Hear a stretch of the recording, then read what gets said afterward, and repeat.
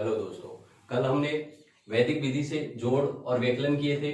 आज उसी चैप्टर को यानी कि एक्सरसाइज 1.1 को आगे बढ़ाते हुए क्वेश्चन नंबर 5 में हम एकाधिकन पूर्वेट से गुणा करना सीखेंगे।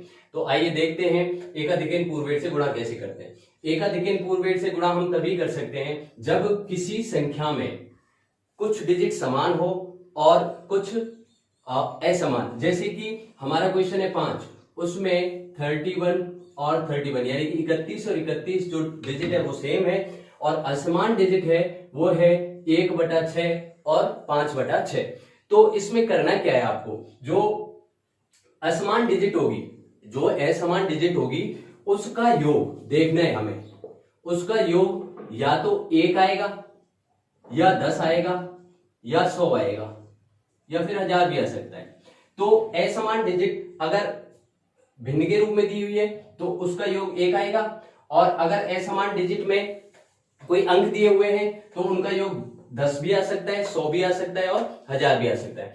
और इसमें करना क्या है, जो समान डिजिट है हमारे पास उस समान डिजिट को हमें लिखना है लेफ्ट हैंड साइड में। लेफ्ट हैंड साइड में लिखेंगे समान डिजिट को 31 इंटू 31, और ऐसा लिखने के बाद उस पर लगाएंगे एकाधिकन साइन, और ऑब्लिक जो असमान डिजिट है उसको लिखना है हमें राइट हैंड साइड में 1/6 इंटू 5/6। अब देखो मैंने अभी कहा था जो असमान डिजिट है उसको देख लेना, योग करके उसका योग हमेशा 1, 10 या 100 आना चाहिए। तो जैसे कि यहाँ पे हम 6 एलसीएम लेते हैं और 6 का 6 में भाग देते हैं 1, 1 का 1 से मल्टीप्लाई यानी कि 1 प्लस 6 का 6 में भाग दिया 1, और 1 का 5 से मल्टीप्लाई यानी कि 5, 5 और 1 6, 6/6 यानी कि हमारा आंसर आया 1। तो असमान डिजिट का अंक जो था उसका योग कितना आया, 1 आया। तो इसी सवाल को अपन एकाधिकन से कर सकते हैं। तो करना क्या है, अब जैसे कि 31 इंटू 31 उस पर एकाधिकन लगाना है, जो समान अंक है उसको लेफ्ट हैंड साइड में लिख के, और राइट हैंड साइड में जो असमान अंक है उनका मल्टीप्लाई करना है। तो देखिए 31 इंटू 32, एकाधिकन चिन्ह लगाते ही कोई भी संख्या बढ़ जाती है 1 से। अब इन दोनों का मल्टीप्लाई कर लेते हैं, 5 एकम 5 और नीचे आ जाएगा 36। 31 का जब 32 से मल्टीप्लाई करेंगे तो 32 एकम 32, हासिल लगी 3, और 32 तीरी 96, 96, और 3 कितने हो गए 99, ऑब्लिक 5/36।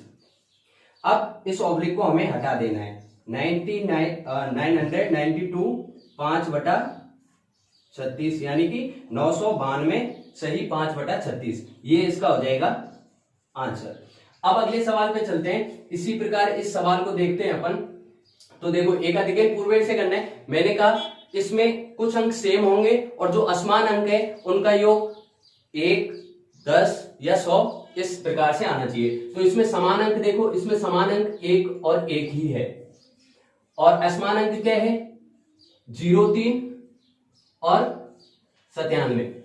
तो 0, 3 और 97 का योग करके देखो, 0, 3 और 97 कितने होते हैं 100, यानी कि योग आ रहा है 100। अब जो समान अंक है उनको लेफ्ट हैंड साइड में लिखेंगे एकाधिकन लगा के, दोनों का मल्टीप्लाई करके, और जो असमान अंक है 0, 3 इंटू 97। ठीक है दोस्तों।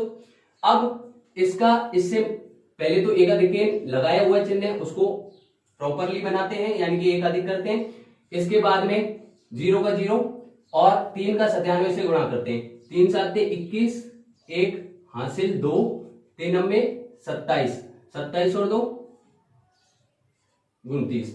अब इसका इससे मल्टीप्लाई यानी कि 2, 0 291, ऑब्लिक हटा देंगे 2 0 291, ये आपका हो गया आंसर। हाँ, तो अब हम आगे निखलम के बाद में एकाधिकन पूर्वेट के बाद में निखलम से करेंगे गुणा। निखलम विधि से उन्हीं संख्याओं का गुणा किया जा सकता है जो निकटतम संख्याएं होती है, जैसे कि 54 और 56 यानी कि 54, 56, 108, 112, यानी कि जो निकटतम संख्याएं हैं उन्हीं का हम इस विधि से गुणा कर सकते हैं। अदरवाइज जो डिस्टेंस में आ जाती है संख्याएं, उन संख्याओं का इस विधि से गुणा संभव नहीं होता। तो निखलम विधि से गुणा कैसे करते हैं देखिए। सबसे पहले इसमें अपन को मान के चलना है आधार, और आधार हम अपनी मर्जी से मान सकते हैं, यानी कि ऐसा मानना है आपको आधार जो या तो 10 हो या 100 हो। तो 3 डिजिट में जब संख्या दे रखी है तो अपन 100 मान लेते हैं, और 2 डिजिट में जब संख्या है तो आधार अपन 10 ले सकते हैं। और 2 डिजिट की संख्याएं जब 100 के निकटतम होती है तो उस टाइम पे अपन 2 डिजिट में भी आधार 100 ले सकते हैं, ऐसा कुछ है नहीं। तो जैसे कि आधार हमने लिया 10 क्वेश्चन नंबर 7 के लिए। अब इस 10 को 50 तक पहुंचाने के लिए मैं कौन सी संख्या से गुणा करूं, वो इस का होगा उपाधार अंक। तो उपाधार अंक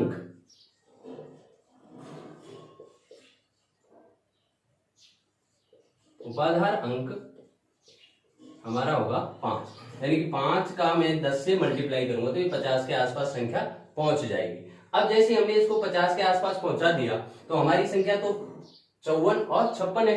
तो अब देखिए, यानी कि उपाधार अंक और आधार अंक का गुणा करने के बाद 50 तक जब हम पहुंच जाते हैं तो हमें बाद में देखना होता है कि कितनी संख्या अधिक है। तो जितना अधिक होता है वो होता है विचलन। तो जैसे कि मान के चलो 5 × 10 किया तो 50 तक पहुंच गए, तो 50 से कितनी अधिक है 4, यानी कि पहली संख्या का विचलन 4 हो जाएगा और दूसरी संख्या का जो विचलन है वो हो जाएगा 6। अब इसका सूत्र है एक, तो सूत्र क्या है, निखलम विधि का सूत्र है उपाधार अंक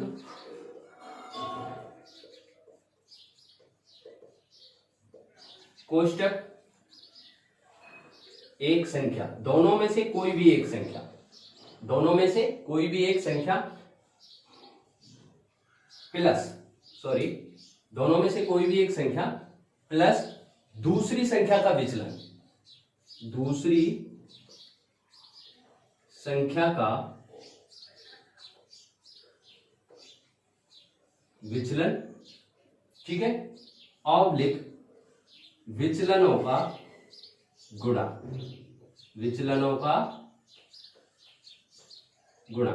तो देखिए उपाधार अंक संख्या, इन दोनों में से कोई एक संख्या लेनी है, संख्या प्लस दूसरी संख्या का विचलन। जैसे मैं 54 लेता हूं तो दूसरी संख्या का विचलन लेना है, अगर मैं 56 लेता हूं तो पहली संख्या का विचलन लेना है। जैसे 54 लिया तो 6 विचलन लेना है, 56 लिया तो 4 विचलन लेना है। ऑब्लिक विचलनों का गुणा, यानी कि 4 और 6 दोनों का गुणा।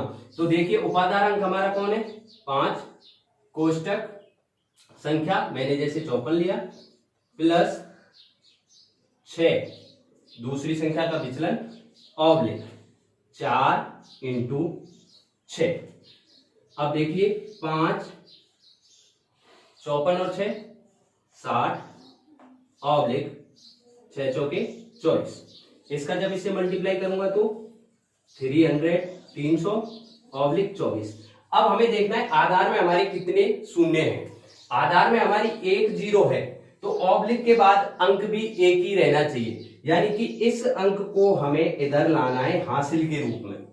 किसके रूप में? हासिल के रूप में, ठीक है। और अगर 2 0 होते तो 2 संख्याएं चलती।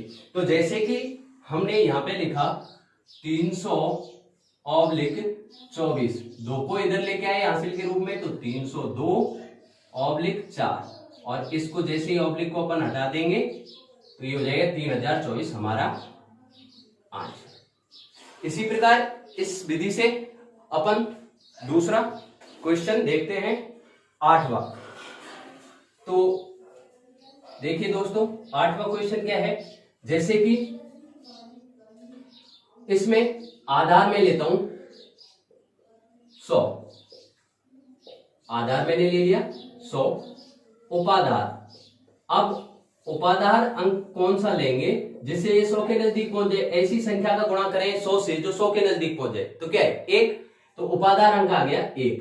इसके बाद अपन विचलन देखेंगे, तो विचलन कौन कौन से होंगे, विचलन होंगे हमारे, जैसे कि इसका मल्टीप्लाई इससे किया तो 100 हो गया, कितनी संख्या ऊपर है यानी कि 8, तो पहला विचलन 8 और दूसरा विचलन हो जाएगा 12। फॉर्मूला अभी मैंने यहां बताया ही था, उपाधार अंक, उपाधार अंक कितना है 1, कोष्टक एक संख्या यानी कि जैसे पहली संख्या ले ली 108 प्लस दूसरी संख्या का विचलन यानी कि 12, ऑब्लिक विचलनों का गुणनफल। ठीक है दोस्तों, एक ये दोनों हो गए 120 कोष्टक ऑब्लिक 12×8 96। अब देखिए एक का 120 से गुणा करूंगा तो 120 ऑब्लिक 96, ऑब्लिक हटा दो 12×0×96 आंसर हो जाएगा। ओके दोस्तों, थैंक यू। और चैनल को सब्सक्राइब करें, शेयर करें और ज्यादा से ज्यादा लाइक और कमेंट करें। Thank you so much.